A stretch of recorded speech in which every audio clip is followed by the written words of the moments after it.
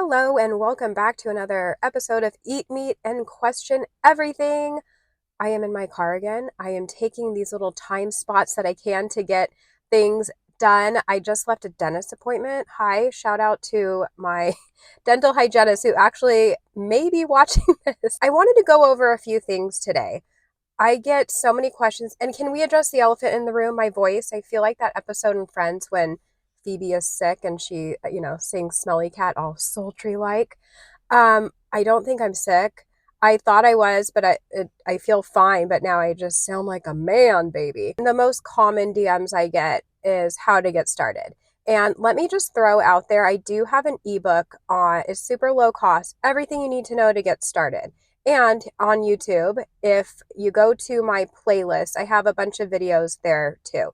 But I'm just going to go over a few things, like the most basic. So if you want to dive deeper, go check those out, grab the book, but just a few things to get you started. Now, of course, all you need to do really is just start eating meat, but a lot of things kind of go into this. So I would suggest, I like tracking macros in the very beginning, at least to just get an idea. Because when I first started, I'm like, okay, like how much should I be eating? Like, should I eat a pound of meat, 2 pounds of meat? Like, you just want like a visual of like what you're supposed to be doing.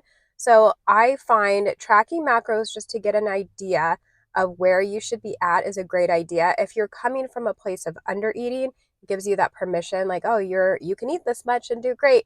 Or if you're coming from a place of overeating, it's great to have that visual while your hunger cues sort themselves out. So a good place to start for macros would be whatever your goal weight is. So like for me, that would be like 130.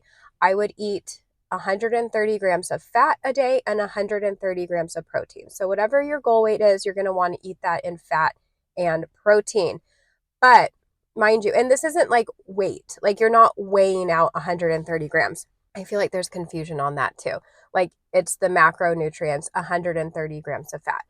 Um, but you want to play around with that. I lost 45 pounds eating my macros that way. And then right now I lowered a little bit to like 115 and up my protein to 145. So there's some wiggle room and you want to play around with it, but I feel like that's a good place to start. And depending on what you're eating, it ends up being, I want to say like roughly a pound and a half of meat, anywhere between 1 pound to 1.5. Like 1 pound's going to be pretty low, but I mean, if you're short, you're going to have a little bit lower of protein goals.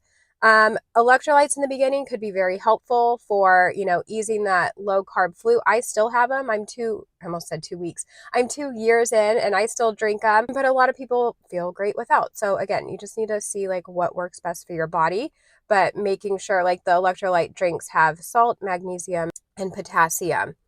And poop. Okay, my favorite. I don't know why. Either people are going to be constipated or they're going to have oosle oopie pay.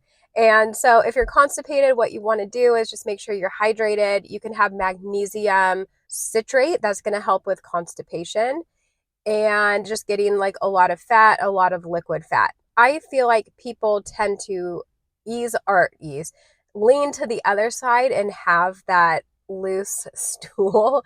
Why do I giggle? But what you want to do for that is to make sure I whistled, sorry, not having too much liquid fat. Like right now, if I'm cooking ground beef, I will have all that fat, but my stomach is like good to go.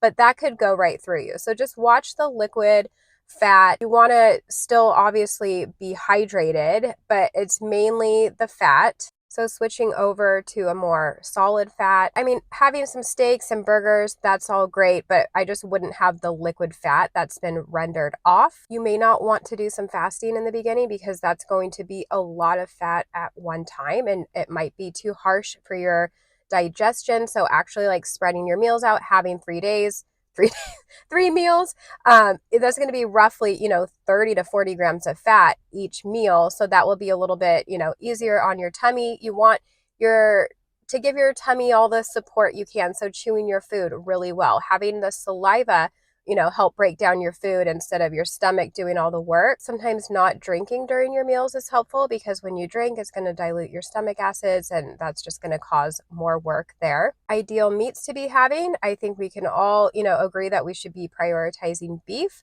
I think eggs are great if you tolerate them. I've been having a lot of salmon lately. Eat the rainbow of animals. They're all going to give you something different. Um, and for me right now, I'm prioritizing beef, salmon, and eggs, and I'm keeping the pork and the chicken and the dairy at a minimum. You may have some cravings in the beginning. That's normal. I mean, you're switching over your food. So what you can do is fight through it.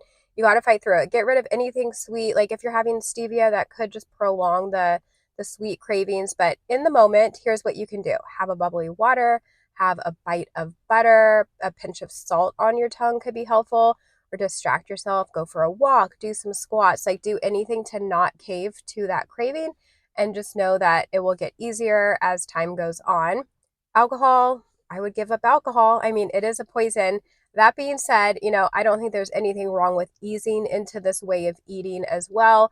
And if that's your one vice and you have a cocktail here and there, who am I to judge? But just know that, it can hinder things. And if you are going to be drinking, it's better to have, not beer. That's going to be carby.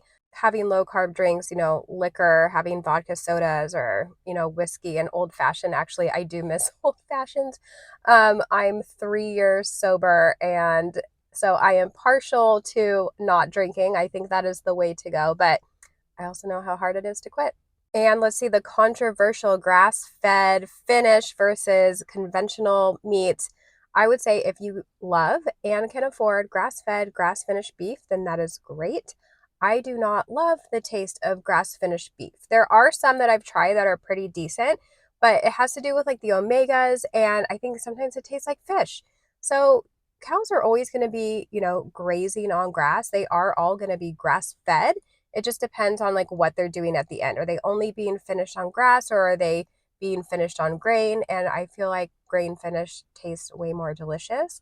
I do still have grocery store meat, but I think it is awesome to find a local farm if you can, or not even local. I'm getting mine from Nebraska, but I see it's a small farm. They share their stuff on social media. I see what they're doing. I see my cows that I'm going to eat. Hello.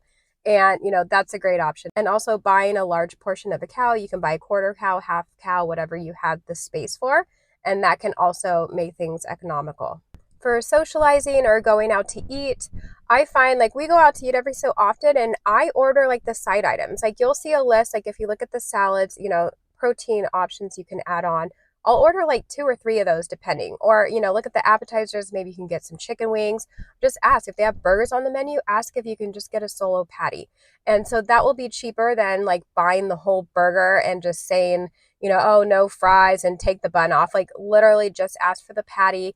Ask for a side piece of fish. You can ask them to cook things either on the grill or cook them in butter if you don't want seed oils. And for, if you're going to somebody's house, you can ask them, what kind of food the situation's going to be, or you can just eat beforehand or bring your own snacks. I travel with meat sticks and cans of salmon. And lastly, when you feel like you're struggling and you want to go off plan, just remember your why.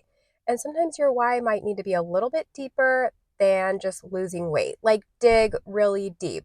Like, do you want to maybe have kids in the future? So you're trying to work on your fertility, or you have kids and you want to be able to get on the floor and play with your kids, run around, chase them at the park. Just think of something a little bit bigger than weight loss, and hopefully that can help you stay on track when you're struggling. And again, if you want to dive deeper, grab my ebook, or you can find other videos in my playlist on everything you need to know to get started. But I hope you liked this little shorty but a goodie. And as always, I appreciate you guys being here. Like, subscribe, share screenshots, whatever you can do to help share and spread the word of carnivore would be freaking amazing. I love you guys. Bye.